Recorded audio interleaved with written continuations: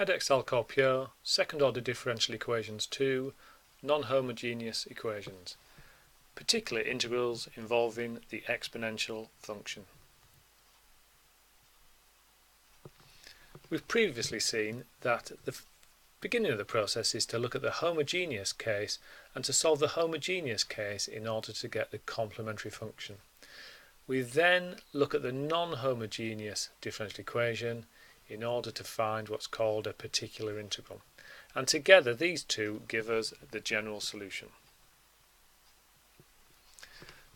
So here, using the homogeneous case, we've formed the auxiliary equation, solved it for m, and therefore we have a complementary function, and that will solve the homogeneous equation. So substituting this solution back into the differential equation would allow it to equate to 0 only. So now we need to consider the non-homogeneous case. So looking at this non-homogeneous case, we've got 3e to the minus 2x. So I'm going to try, for my trial function, to find my particular integral, I'm going to try y equals a e to the minus 2x. So I'm trying something, a function which mimics the non-homogeneous function on the right hand side. If I differentiate this once, watching out for the chain rule, minus 2a e to the minus 2x, and then differentiate it a second time, we get the second derivative is 4a e to the minus 2x. So now I'm going to substitute y and its derivatives into the non-homogeneous equation that we can see at the top of the screen there, the whole thing. So we need a second derivative minus the first derivative minus twice y, and that has to equate to 3e to the minus 2x. And by looking at the coefficients of this and simplifying it, we can get it to 4e, so I'm collecting like terms, 4e to the minus 2x equals 3e to the minus 2x.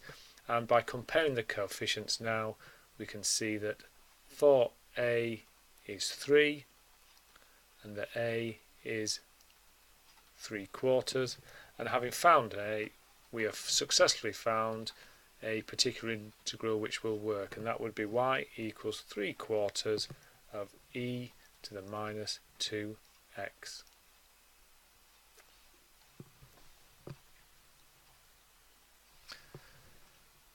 So when looking for the particular integral, we have a careful look at the non-homogeneous f of x, and we use a trial function which has a matching exponential and an unknown coefficient a.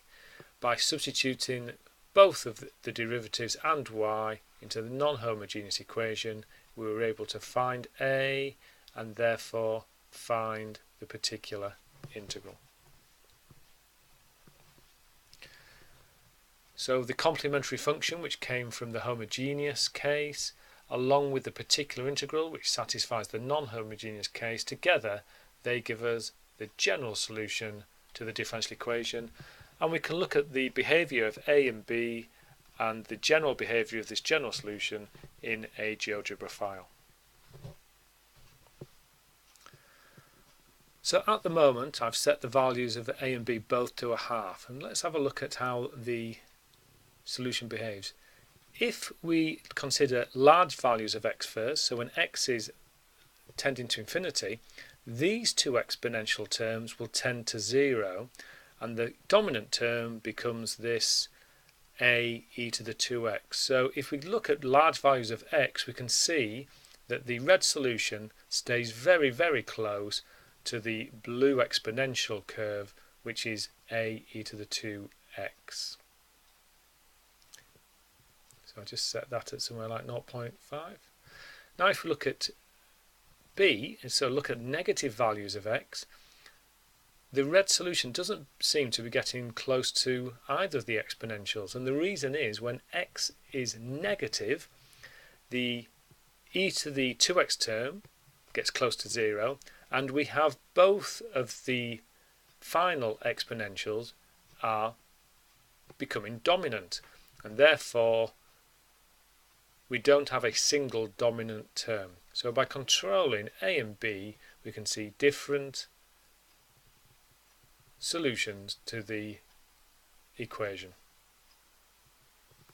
So in previous videos we've seen if the non-homogeneous side, the f of x, is linear, we need a linear trial function for our particular integral.